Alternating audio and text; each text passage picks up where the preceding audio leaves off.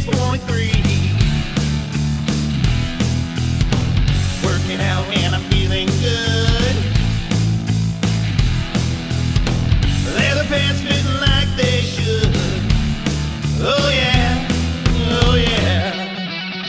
So if you got type 1, or if you got type 2, and TCOYT, we'll be there for you. Oh yeah. I'm still waiting for the new vaccine. Steve already got it 'cause he's older than me by a lot. Now I'm getting all my drugs for free. And all the girls are sharing numbers with me. Oh yeah, oh yeah. So if you got type 1, or if you got type 2, and TCOYT, we'll be there for you. Oh yeah. It didn't always used to be so awesome. I didn't always used to be so cool. The TCOYT was there to help me. They can help you too.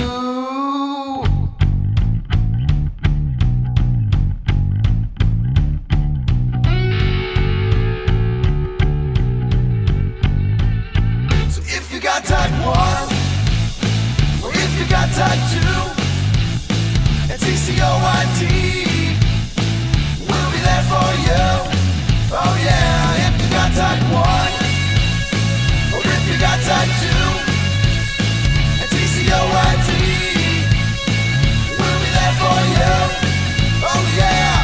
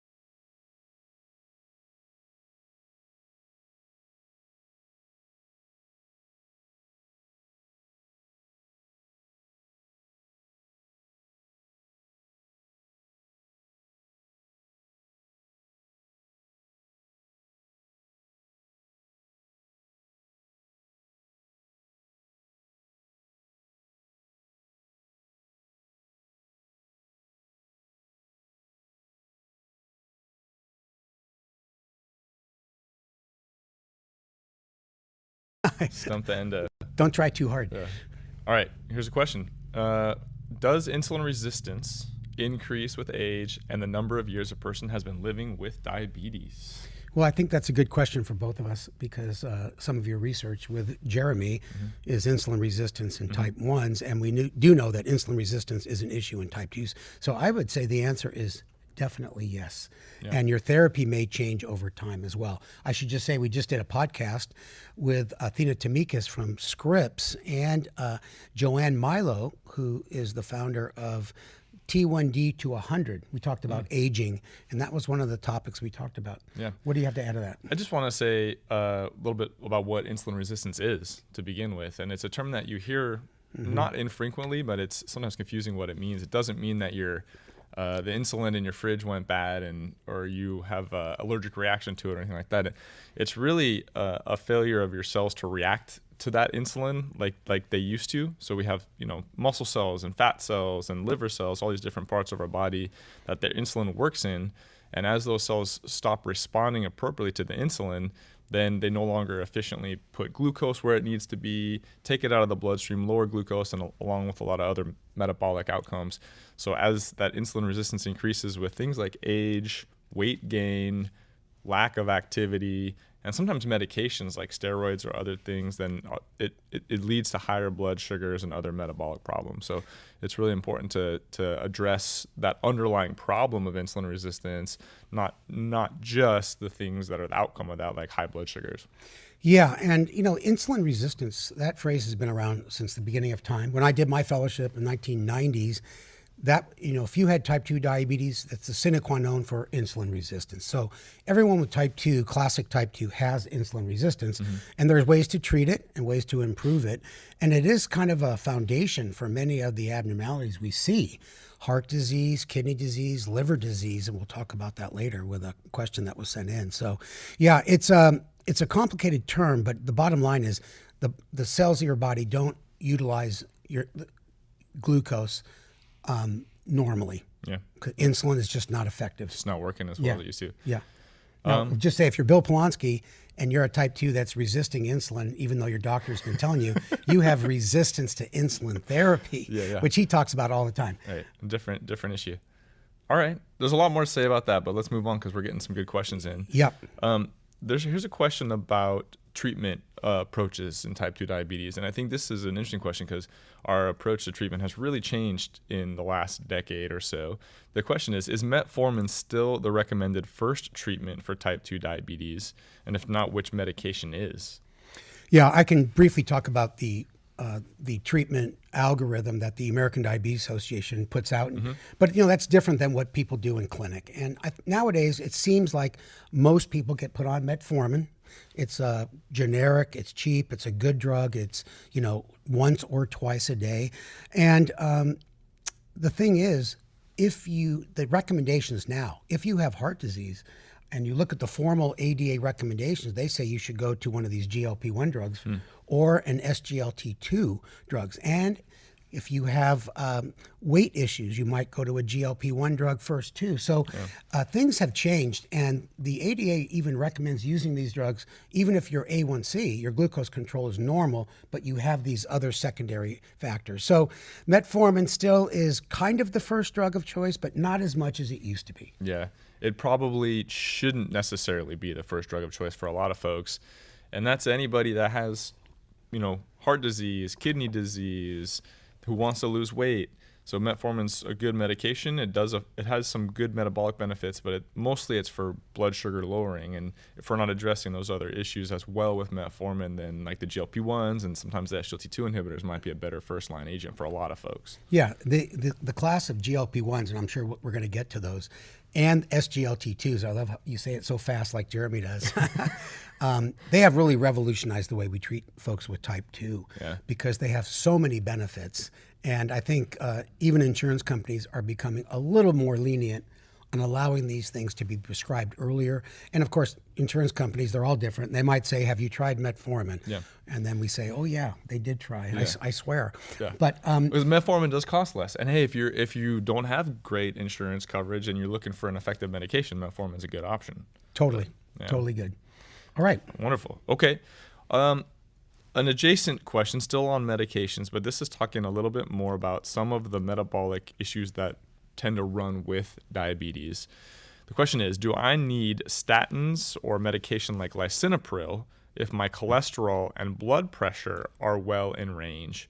So, these are medications that don't treat diabetes per se, but many of the sort of other metabolic issues that oftentimes hold hands with diabetes, things like cholesterol and high blood pressure. What do you think about statins and lisinopril? Well, lisinopril is what we call an ACE inhibitor, and statins, of course, lower the LDL cholesterol. And there's been a lot of research on these drugs, and they're definitely beneficial.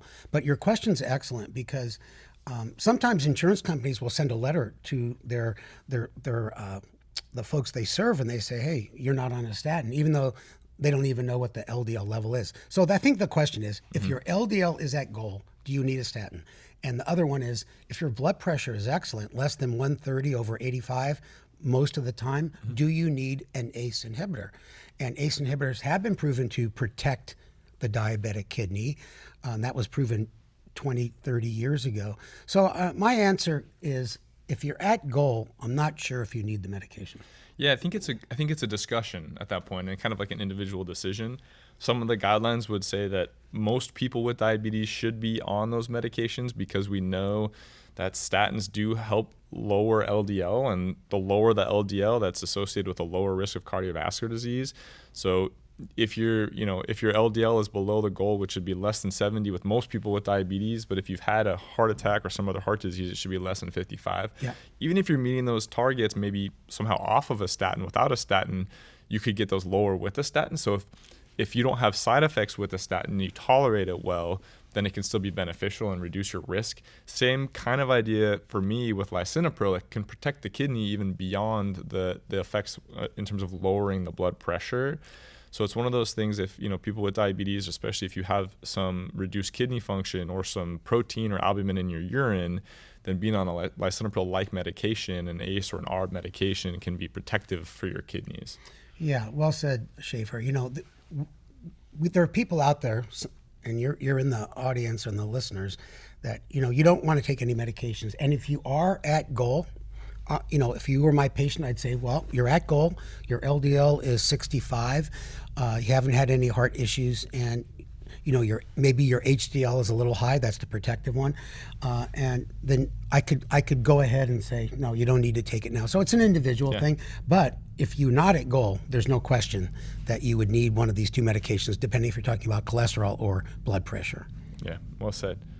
Another question? Yeah. All right. How about we got a rapid fire? Yeah, let's move. We'll move faster.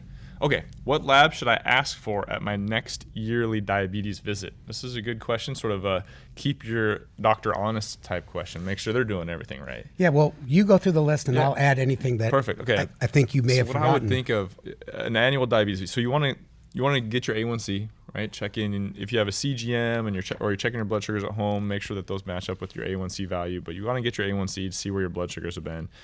We're talking a lot about lipids, cholesterol, so you want to get a lipid panel, right? Check in and see where the bad cholesterol LDL, the good cholesterol HDL, and your triglycerides are. Fasting for the lipids. Fasting, right? That's why they make you fast for that one in particular. We want to check your kidney function, right? So usually we call that. It's part of a basic metabolic panel, but really it's what we want to see is the kidney test, right? What is your creatinine, or what is your estimated glomerular filtration rate, or EGFR? How well is your kidney working? And the other important part of the kidney function is getting a urine test. So I like to test a spot urine albumin creatinine ratio, but it's basically it's a test of urine to see if there's protein in there. So if there's protein in there, that suggests that there might be some early kidney disease that you might not catch otherwise. So I always suggest getting that protein urine test. And then the last thing I can think of would be to test your liver enzymes. So this is something that I think traditionally I didn't do as much earlier in my career. Didn't think about it, didn't know enough about it. But nowadays we know that fatty liver can run really close with diabetes, and as well as it can in people who don't even have diabetes but have overweight or obesity. So we can screen for fatty liver using some of these liver tests. So a simple blood test to check for the liver enzymes. Are you talking about the SGLT and SGOT on the chemistry panel? That's right. So you can get a chemistry panel. So it'll come with that. Yeah. And we'll talk more about that later. Well said. And I think I was really happy you talked about the urine albumin to creatinine ratio, because that I believe is one of the most important tests to pick up early diabetic kidney disease. And the other one you think about is a yearly check on your thyroid. Type 1s, we do get autoimmune thyroid conditions, so a TSH, but type 2s can get it as well. Sure. So we get a TSH, thyroid stimulating hormone. So, Yeah. Okay, very good. Well, we're talking about fatty liver, and there's another question here down the list talking about that. So the question is, my doctor told me I had fatty liver last year, and then he told me I had fibrosis in my liver and ordered a scan to look at the liver. This scared me. What is fatty liver, and what can I do now? That's a great question, especially after your last one. You mentioned getting the liver function test. Well, this question came in a little while ago, a few days ago, and we asked a local hepatologist at Scripps, Julio Gutierrez, and he came into the studio, answered the question, and Eric is going to put his response. Hi, I'm Julio Gutierrez, transplant hepatologist at Scripps Green Hospital. I practice here in San Diego, where I help patients with chronic liver disease get their liver improved. So your doctor told you have fatty liver. And this is a common diagnosis, especially amongst patients with type 2 diabetes. Up to 50% of patients with type 2 diabetes can have significant fat in their liver. And this can often be picked up by simple tests like an ultrasound of the liver. But what should you do, right? And now your doctor's told you have fibrosis of the liver. Fibrosis is chronic scarring that occurs in the liver, kind of like a callus. And this can occur with daily liver injury and accumulate into different stages of fibrosis. Stage 4 is the famous one, Mr. Cirrhosis. And when people hear that word, they often say to me, but I'm not an alcoholic. Yes, we understand that because there are many different causes of chronic liver disease and hepatic fibrosis. The good news is what most patients already know, the liver can regenerate, right? How do we know that? We know that from Zeus and Prometheus and the ancients. And what happened was Prometheus stole fire from Zeus, and Zeus punished him by chaining him to a rock and sending an eagle to eat his liver every day. And every night, the liver would grow. And so patients know that the liver has that regenerative capacity. And you can really think of the eagle as the metabolic syndrome that attacks the liver. But there is a cure for that now. That is controlling metabolic liver disease through good health, weight loss, and now FDA-approved therapy. Alrighty. Well, thank you, Julio, for taking the time out to explain that to us. Just to let you know, this is a model of a liver. And on the left, on my left, it's got the normal feeling of a liver, soft and rubbery. But as you get progressive liver disease, you get fibrosis and then cirrhosis. It's really hard, all kinds of nodules inside, and you can get cancer, hepatocellular cancer, when you have cirrhosis. And if cirrhosis isn't successfully stopped, which is tough to do when it gets to that stage, then you need a transplant. But Julio mentioned a new drug that's approved by the FDA, the first one that directly addresses fibrosis. So there's no better person to explain how it works is Julio. So Eric, if you can play that for us. Rezdiffra is a selective thyroid hormone receptor beta agonist that works directly in your liver. Why is it important that it's selective? Well, you have thyroid hormone receptors throughout your body, but this medication only works on the one in your liver. That works to activate lipid metabolism of your liver, make mitochondria healthy again, and rapidly remove liver fat and allow your liver to heal, much like killing the eagle that was coming to eat your liver every day. Rezdiffra is a pill, it's taken once daily, and it's very safe and effective. And even your primary care doctor, your endocrinologist, your gastroenterologist, or your hepatologist can prescribe. You know, I love Julio's approach because you don't have to wait, especially with access these days, to find a hepatologist. This is pretty straightforward stuff. Yeah. You have to identify, the doctor identifies that there is fatty liver, the liver enzymes are going up, and there's a thing called the FIB4, we talked about on other programs, where you calculate numbers that you as a patient can get, which is the SGOT, SGPT, your age, and platelets.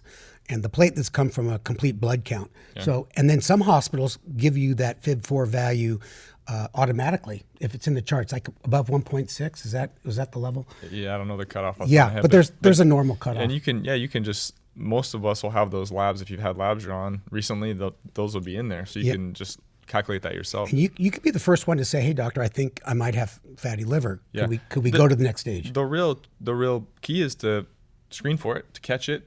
Because if it's at the fatty liver stage, you want to prevent it from advancing further. If it's at the fibrosis stage, you want to prevent it there and consider Rezdiffra or a different therapy. So I think it's really an important thing to screen for it, to look for it. Yeah, and remember, there's no symptoms in the early stages, and that's always dangerous. Well, when Julio mentioned thyroid hormone receptors, I'm thinking your thyroid gland. That's what we work with. So what, in layman terms, how does this drug work? Which we're so happy to have a medication that addresses fibrosis in the liver. The short version is we have thyroid receptors in other places, and so we have thyroid hormone that works throughout our whole body, but this one really targets those liver cells. So it in the simplest version goes in there and helps those cells sort of get rid of that extra fat built up in there, and that's the cause of the inflammation that leads to the scarring that we call fibrosis. So getting some of that cleared out is ultimately how this works. Yeah, I mean, the basis for a lot of side complications in diabetes is, hyperglycemia, dyslipidemia, inflammation, fibrosis, and obesity. And that's not a small last one.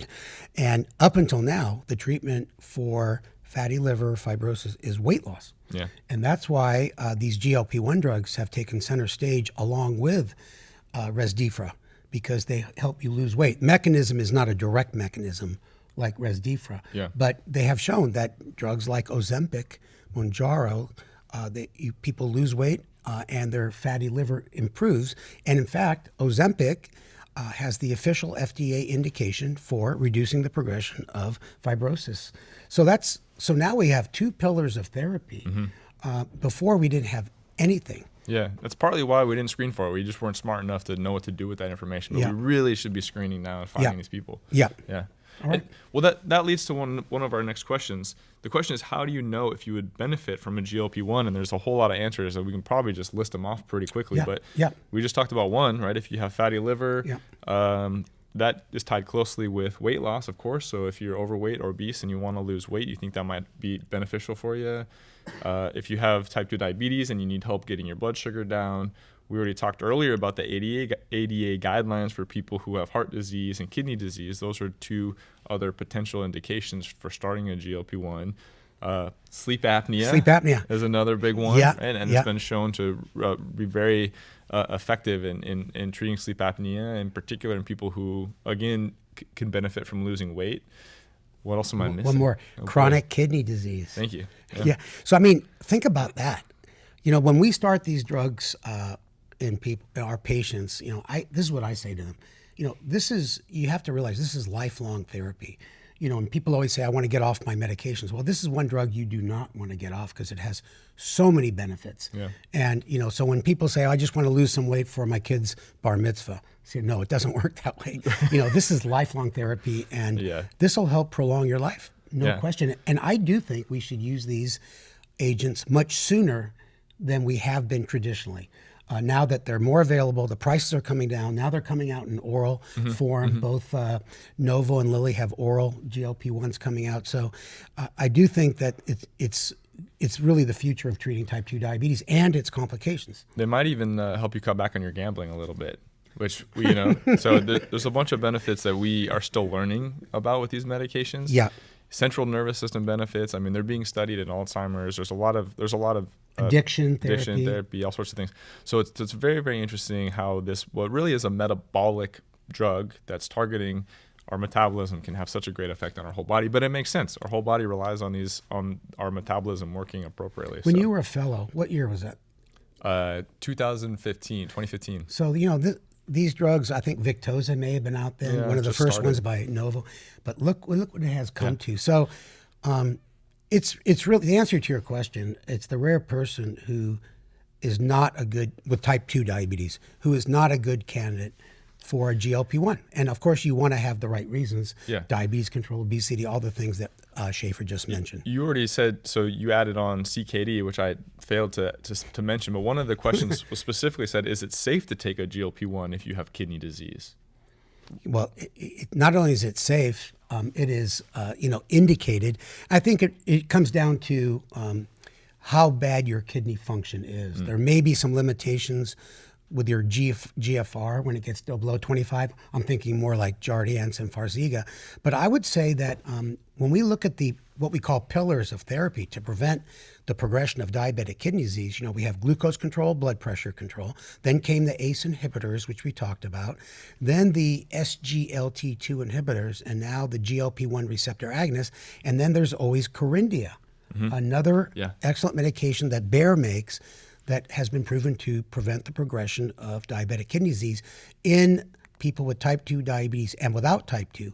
And I interpret without type 2 as folks with type 1. But we're talking to the type 2 crowd here today. So in the olden days, we didn't have much to help prevent you from going to dialysis. Yeah. And now we do.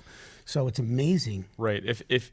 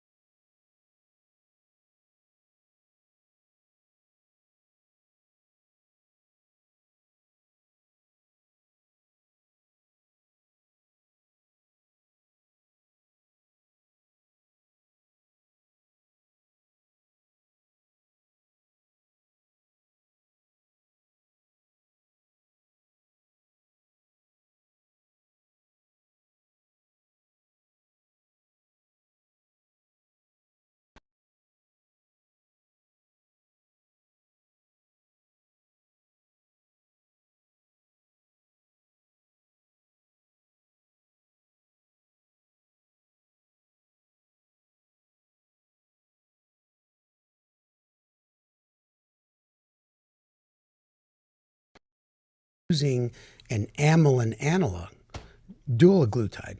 So there is, and I know that when you don't respond to one, you can respond to the other. And like you said, there's a lot. These drugs work in the brain. They work on the appetite centers, the satiety centers, and we have a lot to learn, as you said earlier in the program. Right. Yeah. I don't even think we always know why they may not work in those people, but it's worth trying a different version.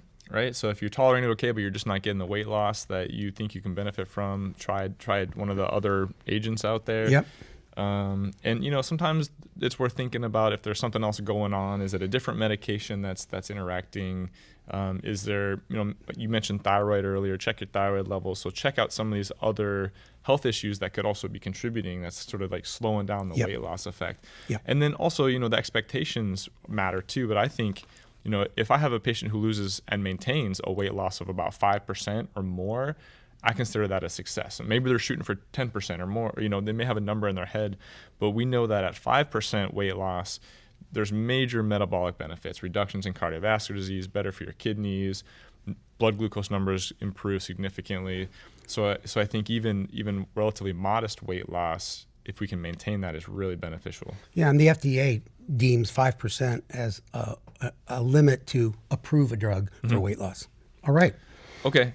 How about this question? This is, I think, a very interesting one. So I've been on metformin on a high dose of a GLP-1 medication and on insulin, on high doses of insulin. My A1C is still above 8%. So after I convinced my doctor that I was taking all of my meds religiously, so probably, having that argument with the physician, He ordered a test to measure my cortisol level. What's he looking for? So what's that about? So this person's on multiple good medications, is actually taking them, but the A1C is still high.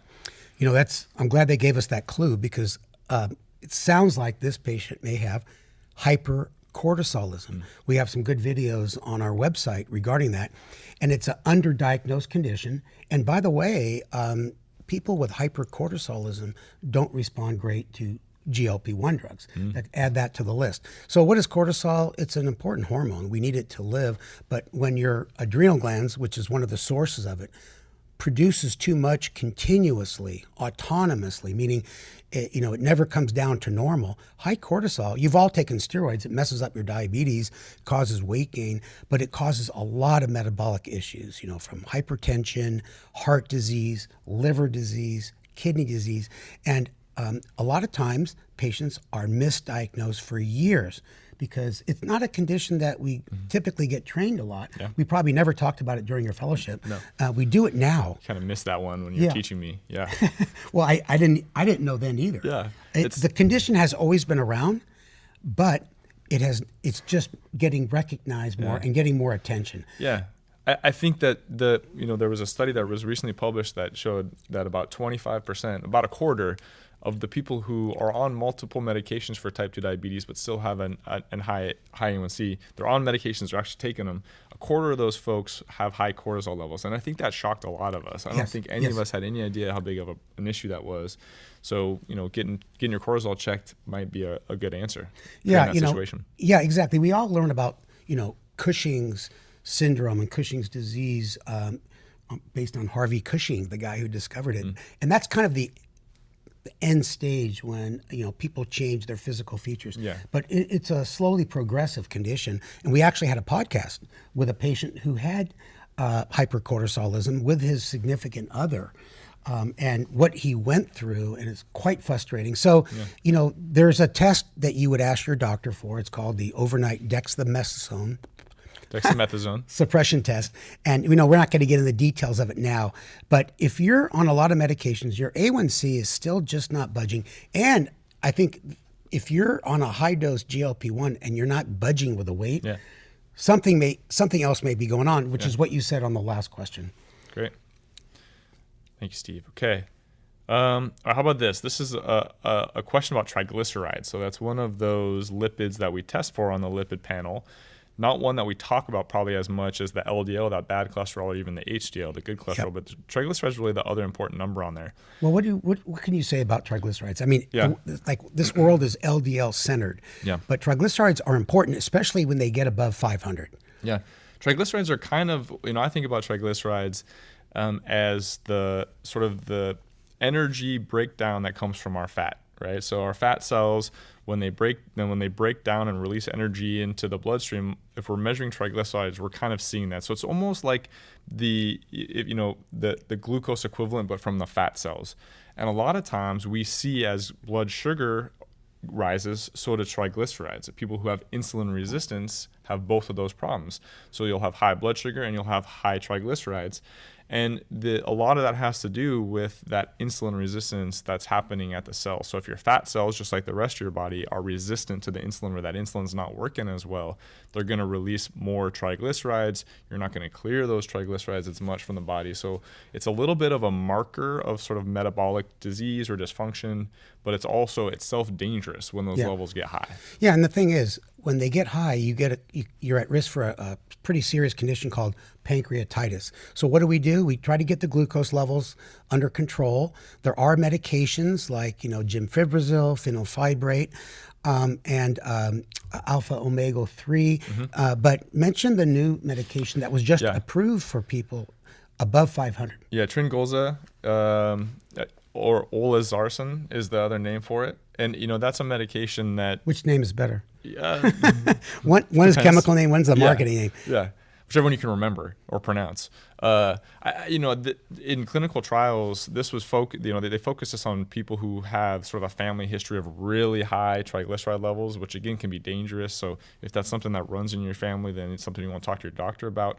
But this medication can reduce those triglyceride levels somewhere between 40 and 60%. So basically cut them in half, which is a huge decrease. Yep. Very effective for that. So people who have had, like the person who sent this question has actually had pancreatitis in the past because their triglyceride levels are above 500. So that's the kind of person you want to think about taking advantage of these newer medications to get those triglyceride levels under control. And pancreatitis is a pretty serious condition that usually you end up in the intensive care unit. Yeah. All right. Yeah. And I would say the other thing with triglycerides, much like your blood glucose, weight loss, better diet, increasing physical activity are all ways to improve those triglyceride Unfortunately, levels. avoid alcohol. Yeah, right. Avoid sugar, highly processed foods, things like that. Okay. Here's a question. I need a new glucose monitor. What do you suggest? So there's not a lot of context. I don't know what they're using currently. Yeah.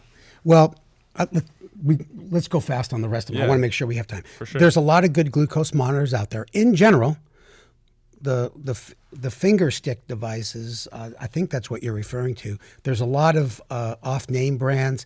They're all pretty darn good. So I would say whichever one you can get, the least expensive one, I'd go for it. I can't really tell you which one's better than the other. Yeah. I mean, and if you can get a CGM, right, a continuous glucose monitor, because it's just going to give you a lot more information. It's going to help your doctor, whoever's helping you with your diabetes, understand what's going on. And then if you can learn how to read your own CGM, which we have videos in the T-Sweaty Vault, we did that. Still, I'm sure it's still a Goldie. Like, that's the best thing for you to understand what's happening with your own body. Yeah. So if you're not on insulin, you may not get it covered, but you can buy them over the counter. The Stello and the Lingo. Right. But, now they have the Dexcom G7 15-day. The Libre 3 Plus is a 15-day. And, the difference in price isn't that much, but you need a prescription for the other ones. But it can give you so much more information.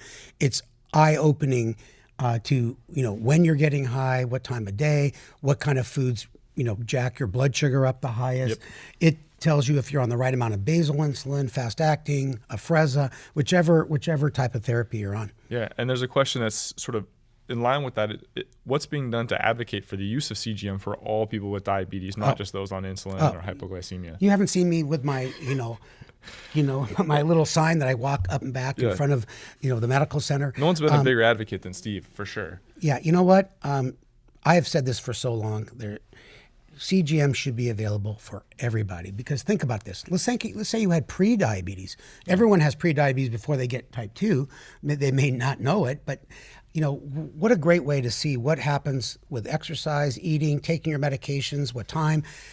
You get so much behavior modification that you can actually prevent yourself from going on to full-blown diabetes and the need for medications and have years of poor control. Yeah. Yeah, and I think we're learning. The research community, which we're a part of, is trying to do our part by studying how we can use these CGM in people that aren't on insulin or don't have lows.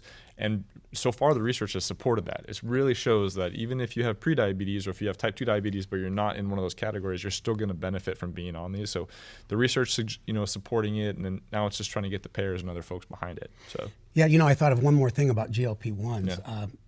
Lilly did a big study with Mounjaro in people with prediabetes.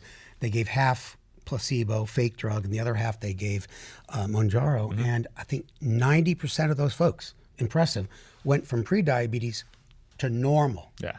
So add that to our list. Right. And so along with giving CGM to every person with type 2 diabetes, how about giving an early GLP-1 in the early stages? Yeah. But, that's another pie in the sky. But I think it might be coming. And I don't think they realize how much, money they would save on taking care of complications down the line. Yeah. All right. A couple more CGM questions while we're on it. This one says, so being as there are not many endos on the Big Island, this one must come from Hawaii, how do you manage telehealth diabetes appointments with translating a CGM? Since there are no doctors to see every 3 months, would you recommend a diabetes educator and or a diabetes wellness center? So I think that's a great question, and that's a perfect use case for CGM. So endocrinology, those of us who take care of patients with diabetes, we can do a telemedicine visit pretty well, especially if we have a CGM to look at. And that really helps us understand what's going on from a distance.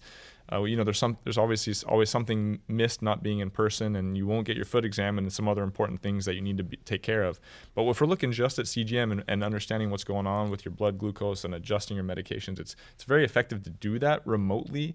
So a diabetes educator is actually a good option. So a diabetes educator who knows what they're doing. It doesn't have to be necessarily an endocrinologist, but there's also some really great diabetologists who may come from a family medicine background or an internal medicine background. They didn't do an endocrinology fellowship, but if they know if they're worth their weight in the diabetes, then they can do that for you. Yeah, I know there's Kevin Kam out in Hawaii, some education centers. He's excellent. But I think you said it just right. Someone that knows and familiar with them. But the person that should be the most familiar is you. So you should get the whole download yourself and look at it and say, gosh, I'm getting really high after my dinner meal. Let's make that the focus of the next visit. Or, you notice you're creeping up overnight and you maybe need to adjust your basal insulin. So you need to be as familiar as you can. Watch the video that Schaefer and I did about looking at your own CGM download, and then find someone that knows what they're doing. Yeah, that's a good way to test them. If you watch that video, you understand your own CGM, then you talk to them and they don't, and you know more than them about it, then try someone else. Yeah, and we walk you through how to review it. What's the average glucose? What is the GMI, which is the estimated A1C? What is the standard deviation? What is time in range, time below range? So I think it would be quite informative for you. So mahalo. There you go. All right, this person says, I don't usually get lows. I don't usually get hypoglycemia.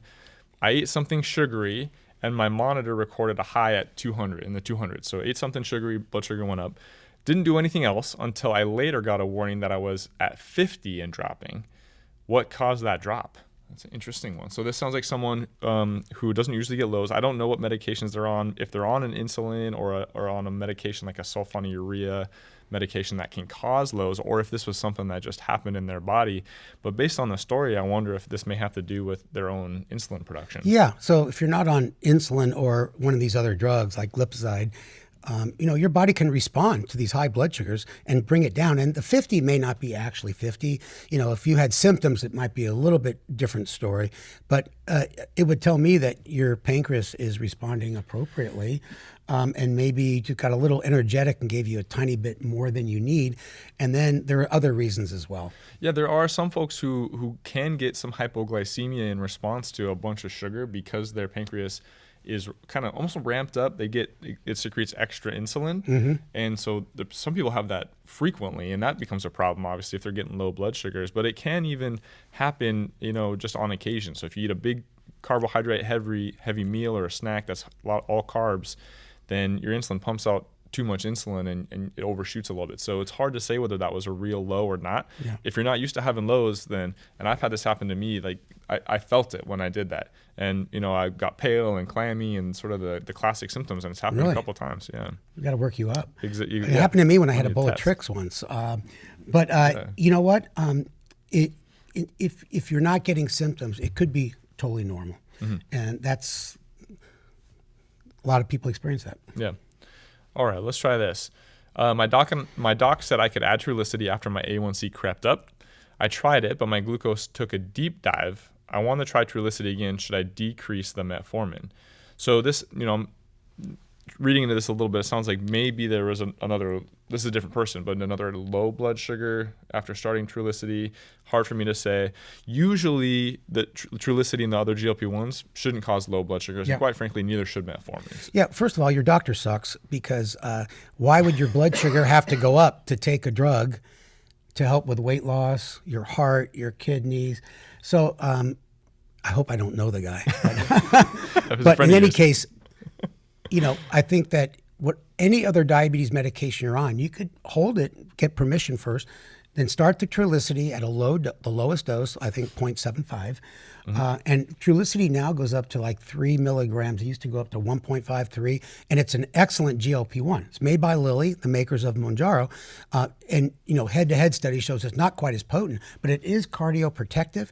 It protects the heart, the kidneys, and the liver, just like the other newer GLP-1. So, yeah, just start off with lower dose. Get a CGM so you can follow it closely. Yeah. And then you could add in medications back if you need it. And if you needed to, you could take the GLP-1 and you could reduce the dose of the metformin. If I had to choose one, I'd probably choose the GLP-1. So if you're trying to cut back on something. You mean not cut back on the GLP-1, cut back on the metformin. Yeah. Right. Okay. I just want to make sure that was clear. All right. I'm a 67-year-old type 2 who has had a diagnosis of diabetes for 30 years. Blood sugars are good, and I have been for a while. Now I'm experiencing ED, erectile dysfunction. This could be related to the diabetes, correct? Yes, it can. Any male over 50 probably experiences some, decline in function. However, ED could be, totally out or partially out. Mm-hmm. And I would like to refer you to a really good article that Lynn Scharf published in our TCOID newsletter with my help that goes through what ED is in diabetes, what causes it, nerve disease, vascular disease. But the good news is there are good therapies. Sure. Everything from Cialis to Viagra, I almost said Levitra, I think, is another one. And they have now super duper fast acting ones. So, and then if those don't work, of course, then there's the surgery. There's also injections. It sounds like a torture. You inject, these prostaglandins into your penis, actually, that give you an erection for several hours. So I don't want to get into all the details with our time, but the good news is there are ways to approach it, and hang in there. Yeah. All right. Does Humalog work identical to Lantus? I was recently switched to Humalog, and my numbers have been off since. Wow. Yeah, we don't get a lot of insulin questions. The short answer is no. So they're very different insulins. Yeah. Lantus is generally a once daily. It's a long-acting insulin. We use it as what we call a basal insulin because it lasts in most people about 24 hours. So if you're used to taking Lantus, it's meant to be taken once a day in most cases, and it kind of lasts all day long. It's pretty much has a flat effect. And it's there in the background. It's supporting your blood sugars, and especially overnight, it kind of helps keep your blood sugars in a good place when you're not eating anything. It doesn't really do much during your meals, but it's not meant to because it's a long-acting insulin. It's just there flat all the time. If you're confusing those, that's a pretty serious issue. But we should mention the biosimilars. I thought that was the question was going to be about. So there's Novolog, which is from Novo. Yeah, that's that was easy. One. And then Humalog is Lilly, but both of those have biosimilars, and the names are similar, and they do act very closely. And I know there's biosimilars for Lantus as well, like Simgli. Yep. And I do believe there's another one as well. And those are okay to switch because your insurance company might get a better deal with the equivalent one. Yeah. So Admelog is same as Humalog. Just make sure if your insulin gets switched, it needs to be the right type of insulin. So long-acting insulin or basal insulin versus a rapid-acting or short-acting insulin. Yeah, and call your pharmacy. The pharmacists, they're smart, they're excellent, and they can explain to you as well. And you can also email us at TCOID. We'd be happy to respond. Yeah, we got a couple more. Maybe we can let's get through them. All right. So at what HbA1c do you start a medication in a person with pre-diabetes who exercises regularly and has a healthy diet? That's a tough. Using a medication for pre-diabetes, I think it's a really good question and one that the medical community hasn't quite figured out the answer to yet. So this is another one of those like individual decisions and not one that we have a ton of evidence to decide an exact time to start something. For someone who's working at their lifestyle, right? They're exercising, they're eating well. They're in that sort of pre-diabetes range, and they're hoping to not progress. You already mentioned that there's some evidence that tirzepatide, one of the GLP-1s, can actually help normalize the metabolism for those folks. So not that it's a bad answer, but you may not be able to get coverage for it. So I don't know, what do you think, Steve? Well, I think you explained it well. I would just say this. If your A1C is in the pre-diabetic range, I would go on the serial measurements of it. So if you see your A1C creeping up over time, to me, that's an indication to start a medication. And there's lots of choices now. But if it's really good in the pre-diabetic range, you got their lifestyle handled pretty well, then you may not need a medication. Good. All right. Steve, you're going to love this one. Age 71, type 2. I feel like I'm a burden and a bother to my doctor. Poor doctor. They act irritated every time I call to ask for help or What's a refill. what's his name? I or got a a couple referral. like that. Is that normal? I would say it is not abnormal. Yeah. Unfortunately. Yeah, and I would try to find. If you can't get along with your doctor, you need to switch. But maybe have a heart-to-heart with them and say, "Hey, I feel like I'm imposing on your time. Is there anything I'm doing wrong? And how could we go from here?" I've learned that through years of therapy. That's very good. It sounds like you had some experience with that. It's good. I think that's a fair, good place to start. And if that's not effective, then you got to find someone that you can talk to, that you can reach out to. So you're not supposed to be doing this all alone. So you should have someone that you can trust, that you can build a relationship with. It's not always easy to switch doctors, but I think sometimes it's worth it. Yeah, and I did a good program with Bill Polonsky. We talked about the doctor-patient relationship. That's a really fun video and informative.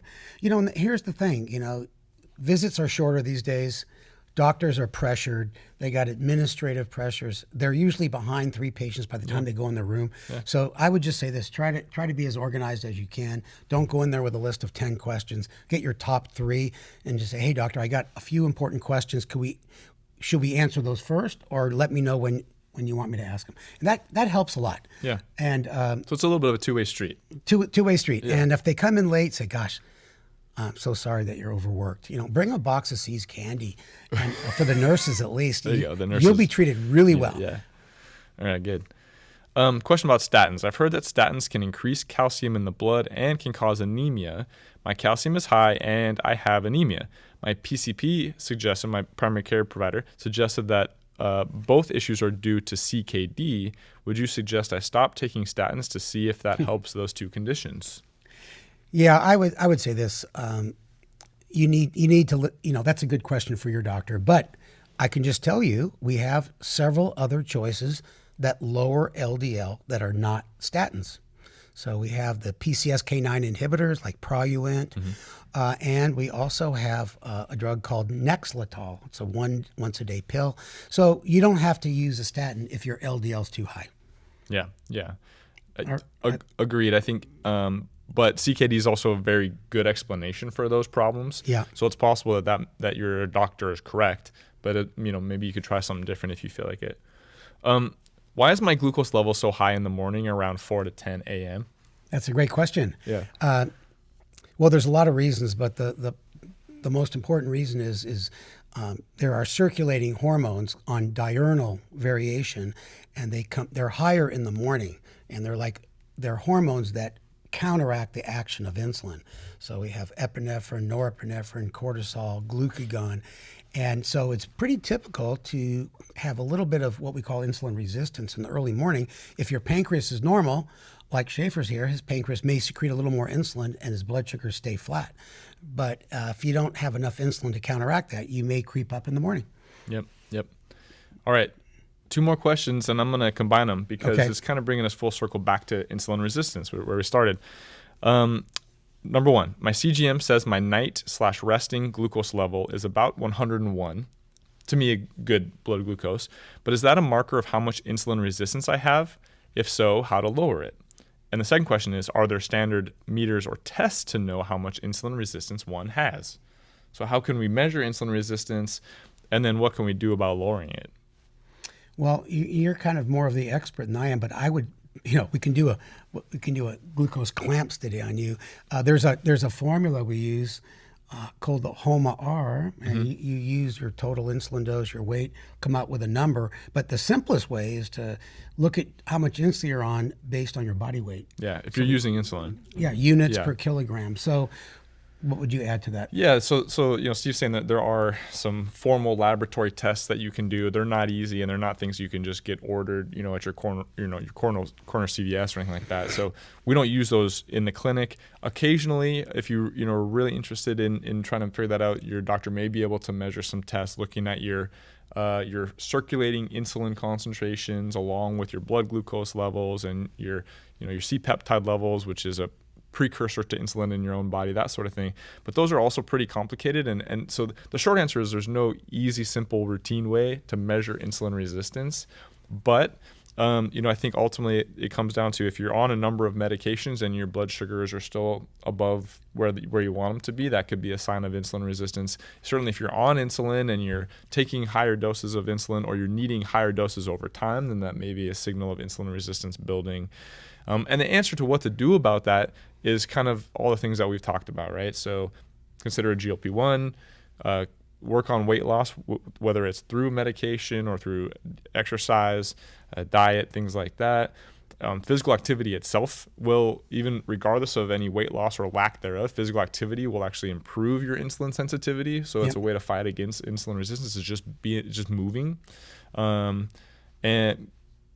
take a look at your medications, make sure we're not missing anything else like hypercortisolism. So get those blood tests done if there's questions. Wow, that was a great answer. I would just add one thing. Remember what I said in the very beginning, that if you have type 2 diabetes, you do have insulin resistance, just varying degrees. And all the things Schaefer mentioned can help improve insulin resistance. So, don't be too hard on yourself for some degree of insulin resistance. It'd be unusual if you didn't have any. Well, gosh, we went through all the questions. Yeah. This will be online. Schaefer, thank you so much. Thank you, Steve. It's so great. Yeah, that was fun, buddy. Schaefer's a colleague now, not a student. And thanks always all of you. a lifelong student, Steve. Thanks all of you for joining. And if you have a moment, can you go in the chat box and let us know the best place where you like to get your information? Is it a podcast? Is it a newsletter? Is it Instagram? Because we're trying to reach people with type 2 diabetes where they feel the most comfortable, where they get their information. So a few comments would be helpful. And thank you all for joining. Thank you.